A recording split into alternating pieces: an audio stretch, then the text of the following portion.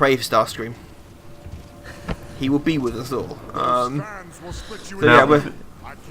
Go.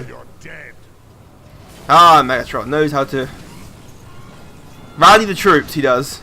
Just talking a bit about Transformers, and weirdly enough, Sean and I were talking about the state of the world before we got at this. Because we can make it right! It's interesting because the IDW Transformers comics, oddly enough, is set what the stories have been for a while now, is the end of the war, and how Cybertron and Cybertronian society has had to adjust after being engaged in a civil war. All those damn refugees. Well, yeah, literally. Is it? But it's not just that, it's the situation of what happens now where the war is over. Because now you have to coexist. Now, after the war is just as interesting, if not more so, because you have tensions and things like that. Oh my god, Megatron's flying. Oh, he's fine. Well, he could fly in the cartoon when he's in robot mode. He's in Generation 1, he could fly then. There's a lot of them fly in Generation. It raises the question of why some of them transform into jets. Hi, Soundwave. You still have the coolest voice here. You're auto-tuned. I want someone to make a dubstep remix of Soundwave. Soundwave in any of the films? He must have been in the films. He was in Dark of the Moon. Oh, that explains why I know. I think that's the only one he's in. You know, you think we'd have Soundwave? He's like number 3 on the Decepticons. Well, number 2 if you don't count Starscream. Yeah, he was in the third one. No, he appeared in the second one, and he's got a bigger part in the third one. Because in the second one, he's the satellite. Oh, I don't remember much about the second one. I try not to. The second one, he was the satellite in space. And in the third one, he was the Mercedes. He was the Mercedes SLS. He should have been a cassette tape player. No, they never do that, because that's the thing the Michael Bay films don't like to do. They don't like doing mass displacement. Well, there's really a question of how it happened, and you got an explanation for that, haven't you? What, mass displacement? Yeah, how they have to shrink down. Yeah, the idea is a cosmic. Here we go. It's a huge amount of energy, because the idea of it's basic physics of changing their mass to a smaller or larger size. And it requires huge amounts of energy. Cartoons don't explain it, but the IDW comics did explain how they were able to do it. It's a cartoon. It's a cartoon. I know it's a cartoon, but still, people trying to fly. But oddly enough, the fans of that show stayed fans into their adulthood and realising, hang on, bits of this don't make sense. So. Hang on, this was a part of bullshit. But even then, we tend to live in a world now where kids will question stuff if they don't believe it's possible. It's weird. They believe certain things, but they won't believe other parts. Giant robots fighting, that's believable. Them changing size? No, you've lost me now. You've lost me. You had me, then you lost me. I'll bring up the explanation. Hang on. I never got why Soundwave, when Soundwave transforms to a cassette player, they're always fooled by it. He has the Decepticon logo on it. You're like, does no one... Are they all blind? I actually explain a lot about the Autobots. Except for Optimus Prime. He's the only competent Autobot there is. I want Bumblebee, but Bumblebee is the true hero. Here we are. Oh, that's nice. Oh, Bullsman has the Decepticon logo. Sorry, the Bullsman has the Decepticon logo. Carry on talking about your Masters, whatever it's called. Well, size changing if you want to be... Well, that doesn't sound anywhere near as technical. Here we are. So, there are different explanations as to how they can do it all. The Transformers film, the live-action ones, the Michael Bay films... The ones no one talks about. The creators of the 2007 live-action movie explicitly avoided including any Transformers who could change size, wishing to avoid the necessary suspension of disbelief. Therefore, no, Michael Bay, your CG does that enough. Therefore, and having Shia LaBeouf as playing a human being. Therefore, any observed scale problems are genuine scale problems, and there are a few, almost notably human-sized Frenzy's head turning into a tiny cell phone. But then again, his head is basically made of shards with a lot of space in between. That said, size-changing technology clearly exists in some form in the movie continuity, as Bumblebee somehow shrinks the Allspark down to a manageable size and mass. Thus far, there's no evidence this trick can be applied to anything except the Allsparks. The live-action films don't want to do it because they want to avoid unnecessary suspension of disbelief. The IDW comic series, which is still going, and I highly recommend it for anyone who's interested. They don't have it. Doesn't have the car wash of doom. No, they make reference to it and things like that. You have to make reference to that. Because that was Marvel, I believe. That was Marvel. Yeah, Marvel still owned the rights for those ones. So They don't use it very much, but they provided an explanation how to do it in. So Megatron employs a mass displacement sequence, physically discarding a portion of his bodily mass to allow himself to shrink to a human-scaled pistol of appropriate weight and density. What with E equaling mc squared, the loss of this amount of mass, shunted to an undisclosed location in space and time, results in a volatile energy discharge, requiring bystanders to step away lest they be injured by the forces released, not that Megatron would care. Due to the energy shortage and seemingly near depletion of Transformers' main fuel source, Energon, caused by their war, mass displacement hasn't been commonplace for a very long time. Since it requires a huge amount of energy, the technology is practically vanished.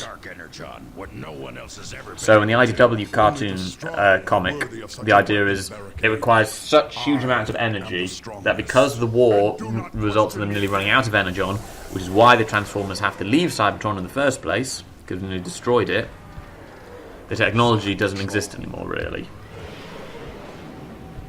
Flyers inbound. That make sense? I'll say yes, and you'll be I was going to say you've been quiet for a very long time there.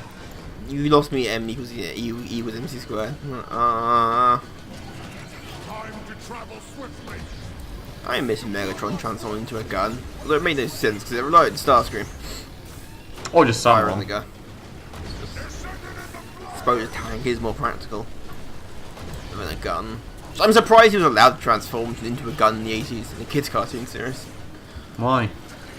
With guns and kids, parents get uppity about the smallest things. I thought that's why they always fire lasers. Because laser guns are fine.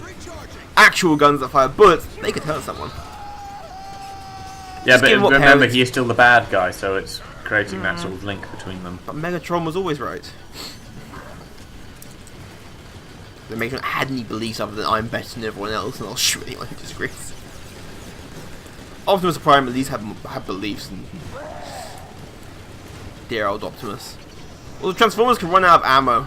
It's really irritating. Da da da da da da da da. That's how grey this game is. Where do we go now, Megatron? The damage looks old. It's been this way for a good while. But no weapon I know of could have done this. I don't care what did it. Find a way across. Megatron. Always providing solutions. Isn't he? This is unexpected. The entire area lies in shambles. Just blame Starscream, it's what you normally do. I think goes wrong with Starscream's fault. Specifically, the gun Megatron transforms into is a Walter P-38. Oh, I didn't know that. It was always Starscream who fired it. Or held it. I know Megatron's firing or Starscream's firing. Can Megatron still think as the gun? Yes. Yes, maybe it's him firing. Precious Energon. Maybe his entire arm is a gun. It's like the same way that Optimus can still drive even when he's in truck And where form. does this truck trailer come from? Ah, that's an interesting topic. Oh god, here we go. The suggestion is it's in a pocket dimension, a subspace area. Oh, that one. Well, sometimes he has and he doesn't. It's just like, I don't really care what you want. Consistency. That's the official What explanation. about in the toy? In the toy? What about the toy of Optimus Prime? Does that have a trailer? Yeah, No, it doesn't. they had trailers. Yeah, it became a sort of a mobile base. Oh. Just like, where does that thing come from? Does it come from Optimus? He's never questioned it. Till now. Wait a minute. Bumble. I can't do an Optimus Prime voice. I am Optimus Prime. Bumblebee. Cannot be stopped. Which don't have horns. They're trying to start things down. Wait. How many Shockwaves in this game? I lose track of all the Transformers look the same in this. Fall He's of in the sequel. Cybertron. I don't think. Yeah, I know he's in the sequel. He does some effed up shit in the sequel, but I don't know if he's in the other one. still, the Transformers all look the same in this. And that's not me being racist. Just all the colours are muted in this game. A little bit, yeah. You're not wrong. Start to blend into each other. Whereas they're all brightly coloured. That's Optimus. That's Bumblebee. That's the other one. That's Grimlock. So he was in War for Cybertron on the DS and the Xbox 360 and the PS3 one. It should be but he was not in the PC. He wasn't allowed in the PC. in the Xbox and the PS3. He was a pre-order exclusive. Oh, multiplayer probably. There's multiplayer in this game where you can play the Transformers. Yeah, and Fall of Cybertron is when he really appears. Yeah, he doesn't mess up shit. And he's a very important character. Voiced by Steve Bloom. Steve Bloom is everything. Steve Bloom's in this game. Steve Bloom gets around. My problem with Steve Bloom is I almost always know it's his voice. In the trailer, where he's voiced by Corey Burton, the original voice actor. I think the only original voice actor they've got in these games is Optimus Prime. I think the rest of them are all, at least not the originals. Some of the originals are dead, but you know, there's only Optimus Prime is the only returning cast member. I don't mind the voices. Some of them do sound the same. Some of them do just the voice actor. But generally, you can tell who's talking by their voice. Yeah. Most of the time, you just hear a voice over the radio system. I assume they have. Bumblebee, you must go. I can't. I like the balls to Optimus Prime, and the moral code to Optimus Prime. Optimus Prime would never betray his moral code. I was waiting for it. Actually, this happened in this.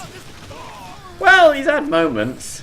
Well, he just kill people. Depends which version of Optimus Prime we're talking about. He has, you know, was in the movie where Megatron begs for mercy and he flat out refuses. Or the live action? No, it's the animated film, isn't it? But the animated film, he doesn't attack him, because, of course, that's the big thing about have mercy, Optimus Prime. You are without mercy, now plead for it. To be fair, he doesn't actually fire on him during that moment. It's at that moment that Rodimus appears trying to help. Megatron grabs him, because the reason that Megatron is pleading for mercy in the first place is to distract Prime long enough for him to grab a pistol and attack him. I don't like that film's stupid, but kind of gloriously stupid. And a bloodbath. That film gets like cheers. It's an awesome film. Some of them are graphic as well. Like some of the deaths are quite graphic. And like Jesus Christ, like they get melted down into pots of runner's water. Like Jesus Christ. Yeah, they're robots, but Jesus. Yeah, here's the actual quote. It's you who are without mercy now plead for it. I thought you were made of sterner stuff. Well, you could argue it's solving the problem by knowing that Megatron can't be trusted. Well, to be fair, the opening line of when he appears in the movie for that fight sequence is one of the most quoted lines in the films, which is, "One shall stand, one shall fall." Why throw away your life so recklessly? That's a question you should ask yourself, Megatron. Which, of course, we'll get to Saints Row. Yeah, actually, that's in Saints Row. These games, as far as I'm aware, never used the touch, which is a shame. What, these Saints ones? Row did it. Saints Row used the Saints Row does. The Transformers games don't. You're right. I know. It's just like, come on. Especially Fall of Cybertron, never ends in a fight between Megatron and Optimus Prime. I haven't played in this game for so long to remember. We get to choose who wins that fight in the Fall of Cybertron, Optimus Prime or Megatron, depending on who you play as. Well, come on, this would be the perfect time for the touch. You don't use it. Come on, you can afford to license it, surely. If Saints Row can afford to license it. For that scene. Oh, that scene, because Optimus Prime was a fucking killing spree. Just wrecks Decepticons. That's my efforts, not yours. I'm Megatron. There's no I in Team Megatron. There's none of your head either. Quickly, jump to the other side. And Starscream really is basically gets shit, and I don't like Starscream's incompetent. Starscream is a brutal death, and then gets shot right in the fucking chest by Galvatron. That's not a pleasant way of dying.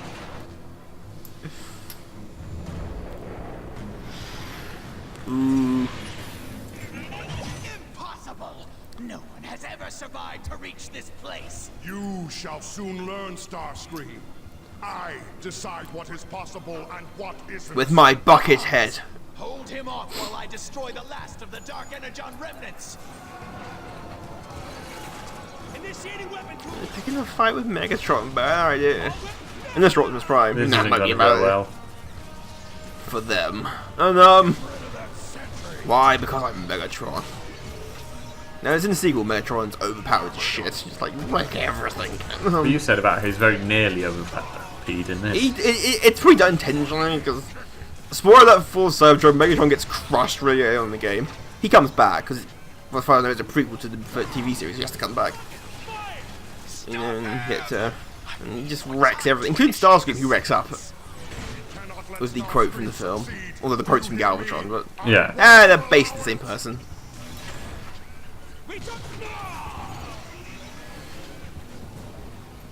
As far as I'm aware, they play it like a prequel to the animated series. The arc on Cybertron. Well, Megatron's going to survive after being crushed. And Megatron doesn't stay dead for long. He's like the Joker. He doesn't stay dead for long. I was waiting for a correction. Actually, he did stay dead for a long time in this thing. Every time I say something, I'm expecting a correction. It's not even listed what I say. Pardon? But I said Michael Bay makes the best Transformers films ever. And frankly, is a god amongst Transformers lore, and his films should be praised. Also, Megatron never needs to reload.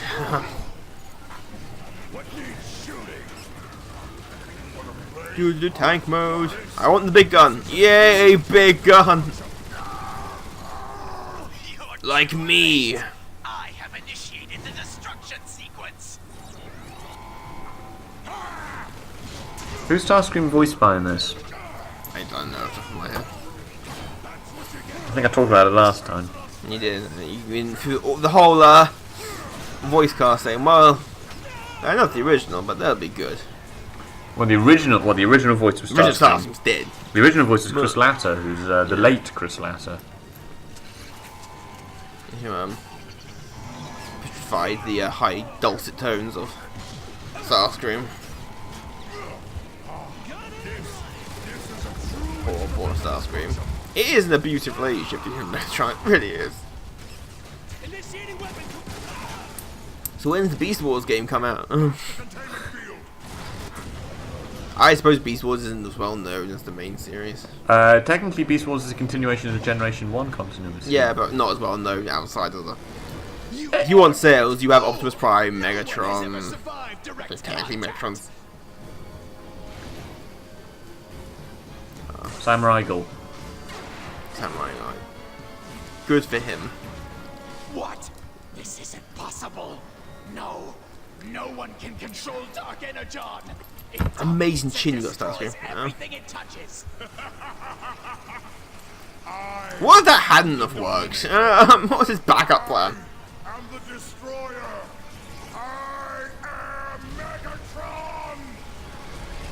Decepticons, receive your birthright. I can Oh, that's good. Wow, it's amazing. Now I shall deal with Starscream. I shall pull off each of his limbs one by one. Let me explain what Dark Energon is. Dark Energon. Yes. Do you want me to explain what Energon is to begin that? Well, I think we know what Energon is. Fine, go on then. You've got a few minutes. Well, yeah, about a minute. Right, so Energon is the preferred fuel of the Transformers. It can exist in lots of different kinds. It can be a hard material, a crystal, a gas, an ore, raw energy. Most famously, they were shown as Energon cubes. They were sort of pinky purple glowing thing. It's the main, like I said, it's the main power source, but it could be used as a currency, fuel, for technology, for trade, all these sort of things. It's also incredibly volatile, as you can imagine any kind of fuel source is. Dark Energon is a corrupted version, which is usually quite dangerous. Usually in a lot of continuities that feature Dark Energon, sometimes referred to as the blood of Unicron. The idea is that Energon is the blood of Primus, the god of all Transformers and the creator of them all. Dark Energon is the blood of Unicron, essentially the devil in the sort of Cybertronian pantheon. And it can be used for all kind of dark and pleasant purposes, like reviving the dead, corrupting, weakening, that kind of thing.